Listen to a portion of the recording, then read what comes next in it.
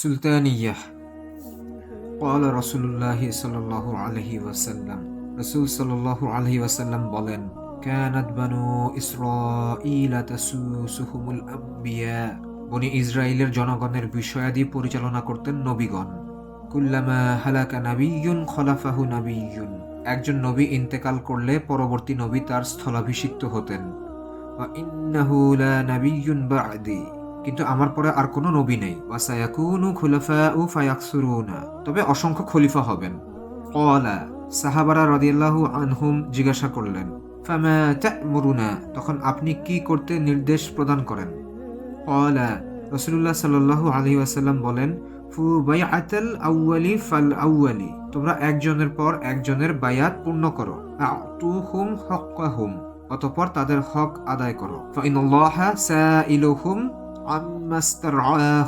নিশ্চয়ই আল্লাহ তাদেরকে তাদের অধীনস্থদের ব্যাপারে জিজ্ঞাসাবাদ করবেন। এই হাদিসে ব্যবহৃত তাসুসুহুম শব্দটির অর্থ হচ্ছে জনগণের বিষয়াদি দেখাশোনা করা। এতে বোঝা যায় রাসূলুল্লাহ সাল্লাল্লাহু আলাইহি ওয়াসাল্লামের পূর্ববর্তী নবীরা আল্লাহর নাজিলকৃত বিধান অনুযায়ী তাদের জাতির বিষয়াদি দেখাশোনা করতেন, শাসন কার্য পরিচালনা করতেন। ইয়াকসুরুনা শব্দের অর্থ হলো অসংখ্য, অর্থাৎ রাসূলুল্লাহ সাল্লাল্লাহু আলাইহি ওয়াসাল্লামের পর অগণিত খুলাফা আসবেন। সুতরাং যারা মনে করেন যে খিলাফত শুধুমাত্র খুলাফায়ে রাশিদায় সীমাবদ্ধ এবং 4 জন খলিফার পর আর কোনো খলিফা নেই, এটা তাদের বিরুদ্ধে একটি শক্ত দলিল।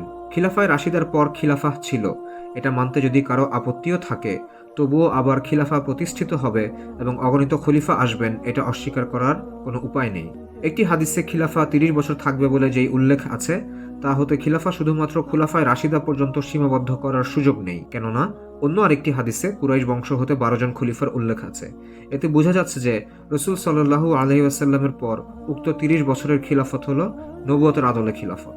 নবুয়তের আদলে খিলাফত এখানেই শেষ নয়, বরং মুসনাদে আহমদে বর্ণিত হাদিস থেকে আমরা জানতে পারি যে জুলুমের যুগের পরে আবারও নবুয়তের আদলে খিলাফা প্রতিষ্ঠিত হবে। ফু বাইআতাল আউয়ালি ফাল আউয়ালি অর্থাৎ একের পর এক প্রথম জনের বায়াত পূর্ণ করো।